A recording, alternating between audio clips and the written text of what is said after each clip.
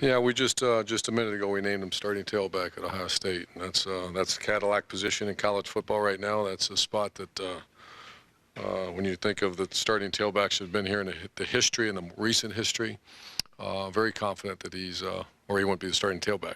So he's done a nice job. His last 10 days have been outstanding. The number of carries he plays tailback. So we'll see what happens. Jared? Oh, you can. Larry's obviously in charge of that, and we also named Jalen Holmes. His family's going to get the phone call tonight as well. He's officially a starter. He'll be in a rotation at defensive end, and so we hope to play at least 4 to 5 inside guys and at least 4 guys on the end, and that's better than we've been. It's consistency, and that a typical young player that really has gone through some injuries. He's been healthy. He took care of his body. He's at the right body weight. JT is very comfortable with him. Pat Elfline, he trained with Pat all summer and JT all summer, and he's become one of them. So he's done a very nice job. Did Holmes knock somebody?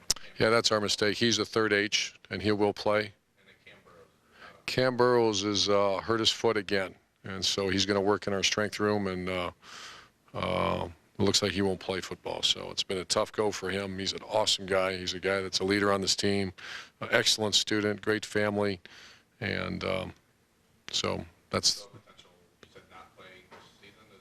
Yeah, I don't think he's going to play this season.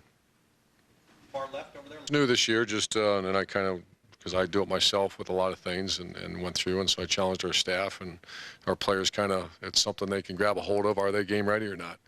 And so we had probably a 2-hour meeting this morning at 7 a.m. with the coaches, and every guy went through their on physical, mental, and are they ready to go? Do they trust him? So it's physical, mental, and trust.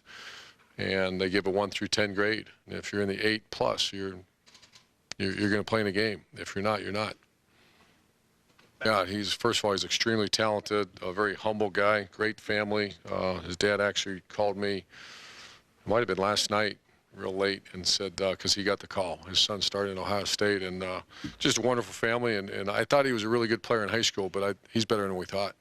He's exceptional. It's happened to me one time, and you think about it, but he's been exceptional the last 10 days. The first 2 weeks of practice was a little, especially when we started doing everything. Now what we've done, basically offensively, give him everything, and then as the game gets closer, it gets actually easier because it's a finite game plan.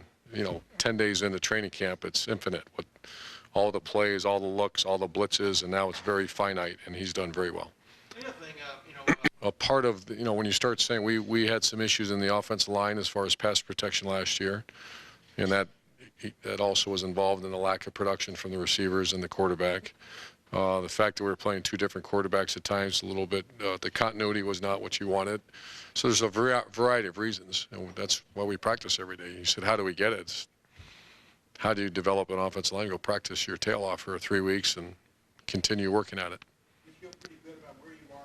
Well, you come here to play, and so that's a great question. And it's a little bit like when you see those I equate it. If you get a very, very good team with depth, it's a little bit like those shifts in hockey when you see you go as hard as you possibly can, and then come out. And so if they know they're going to get a break, and their playing time's going to either raise or lower on how hard they go, because that's how they're ultimately measured here, is that 4 to 6 A to B, then they can really exert themselves. It's tough. It's tougher when there's no one behind you.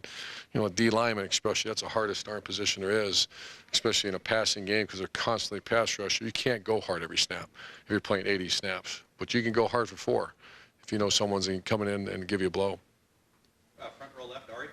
He's outstanding. He's on top of his game. I'm proud to say he's a very good player, very good leader, and he's driving the car, and he's never had that this time of year. The first time he got his first start, he certainly wasn't driving a car. He was in the front seat somewhere, but he wasn't driving it. And now it's his, and he's really done a nice job. Very proud of him.